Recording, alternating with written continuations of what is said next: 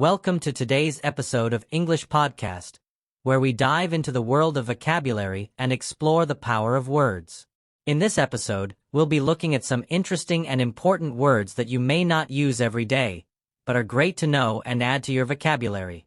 Whether you're reading a book, writing an essay, or just having a conversation, these words can help you communicate more effectively and sound more articulate. We'll break down their meanings, give real-life examples, and explore how and when to use them. So, if you're ready to expand your vocabulary and improve your language skills, let's get started. Ablution refers to the act of washing oneself, especially for religious or ceremonial purposes. It's not just about cleaning, it's a symbolic cleansing, often done before performing a sacred duty. For example, in many religions, people perform an ablution before entering a holy place or beginning a prayer.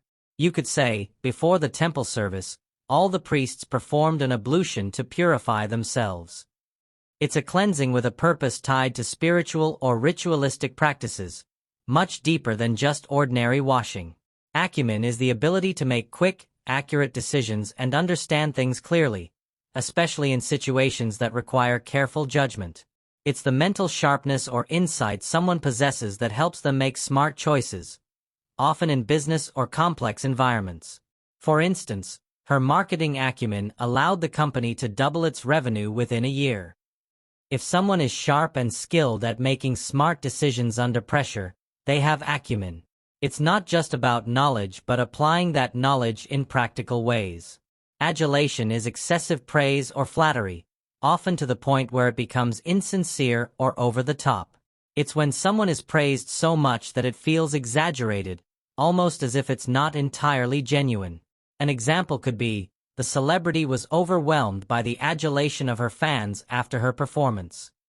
If a person is constantly showered with compliments and admiration, especially beyond what is deserved, that's adulation. It's often used in the context of celebrity culture or when someone is idolized. Altruism is the selfless concern for the well-being of others. It's when a person prioritizes the needs of others, often without expecting anything in return. It goes beyond simple kindness to encompass a deep, self-sacrificing type of care. For instance, her altruism was evident when she donated a large portion of her savings to build homes for the homeless. Someone who engages in altruism is motivated by a desire to help and support others, even if it means giving up something for themselves. Anomaly refers to something that deviates from what is expected or normal. It's an oddity, something that stands out because it doesn't fit the usual pattern or standard. For example, the sudden drop in temperature in summer was an anomaly that puzzled scientists. If something unexpected happens, whether it's in nature, science, or daily life, and it doesn't follow the usual rules or patterns, it's an anomaly.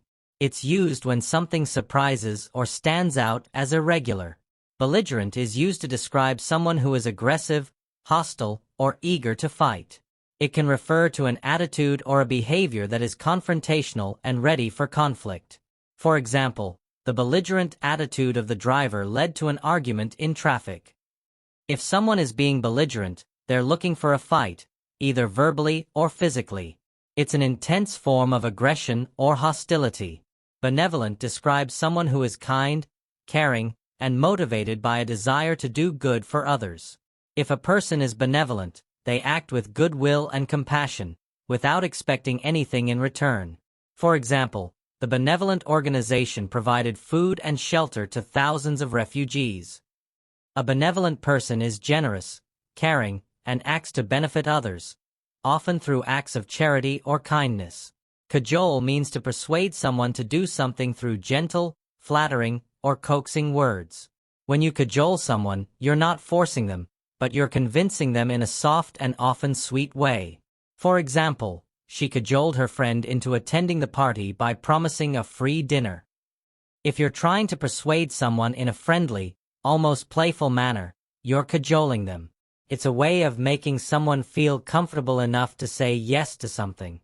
Cognizant means being aware of or having knowledge of something. It's the state of being conscious of facts, situations, or events.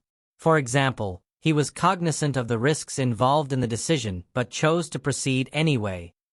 If you're cognizant, you're fully aware or informed about something happening around you. It's a formal way of saying aware or mindful. Conundrum refers to a complex problem or puzzle that is difficult to solve. It's used when you encounter a situation that is confusing, with no easy answers. For instance, the team faced a conundrum when the product they developed failed to meet customer expectations. A conundrum is not just any problem. It's one that's tricky and challenging, often requiring deep thought or creative solutions. Deference is the act of showing respect, particularly to someone of higher rank, experience, or authority. It involves yielding to someone's opinion or wishes because you respect their position. For example, he showed deference to his older brother by following his advice about career choices. When you show deference, you're being polite, respectful, and deferential, especially to someone with more experience or knowledge. Epiphany is a moment of sudden realization or insight. It's when something that was unclear or confusing suddenly makes perfect sense. For example, while driving, she had an epiphany about how to solve the problem at work. An epiphany is often a light bulb moment, where the answer or understanding comes all at once, giving you clarity and understanding. Equanimity refers to mental calmness, especially in stressful or difficult situations. If someone handles a challenging moment with equanimity, they remain calm and composed, not letting emotions get the better of them.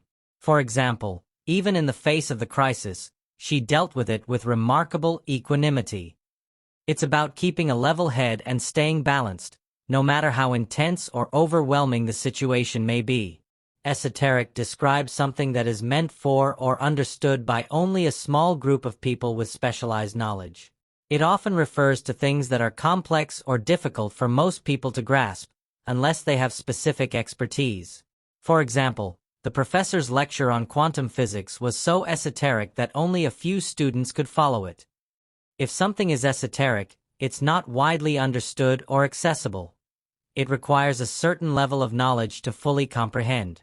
Facilitate means to make a process or task easier or smoother.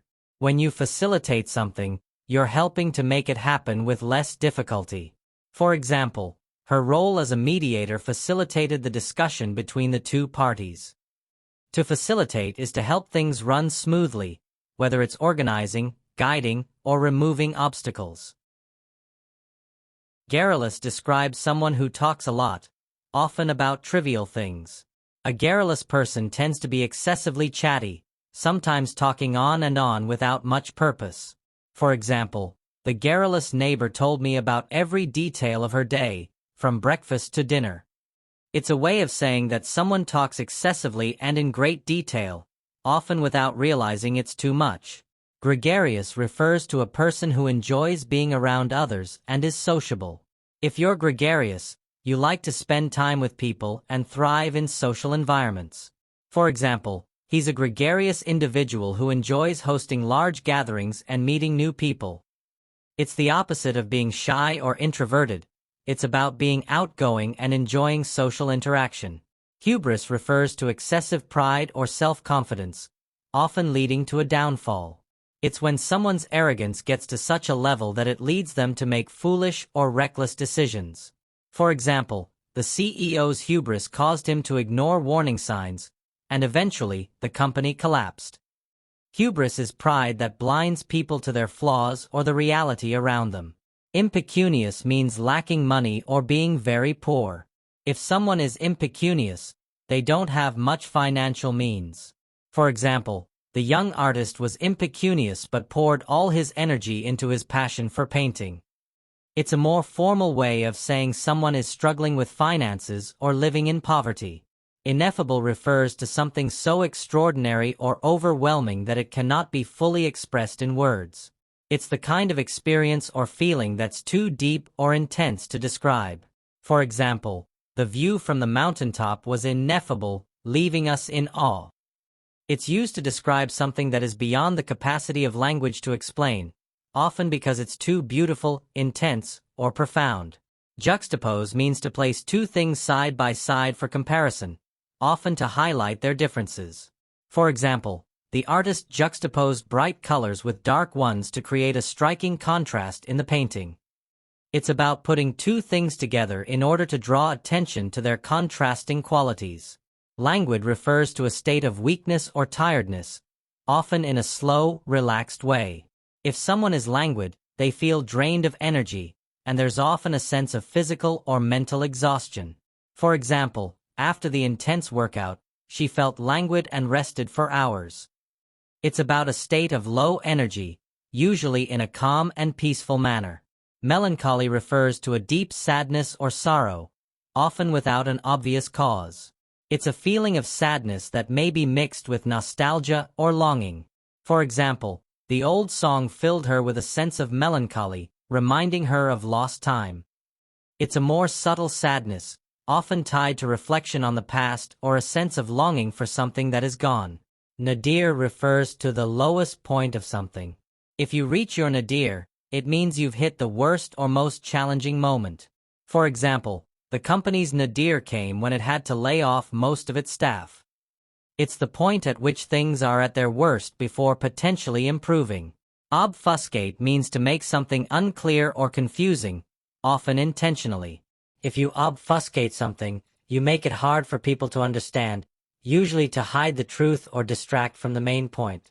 For example, the politician tried to obfuscate the issue by using vague and complicated language.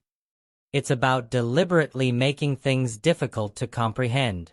In conclusion, expanding your vocabulary with these words can greatly enhance your ability to communicate more precisely and effectively. Understanding words like ablution, acumen, adulation, and others allows you to express yourself in a more nuanced and sophisticated way.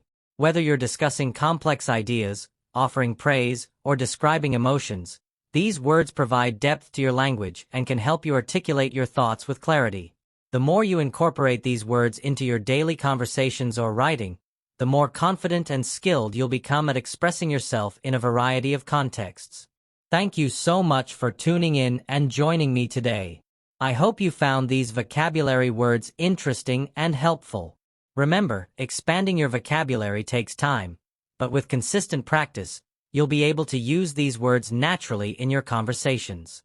If you enjoyed this episode, feel free to share it with others who might benefit. And as always, thanks for listening.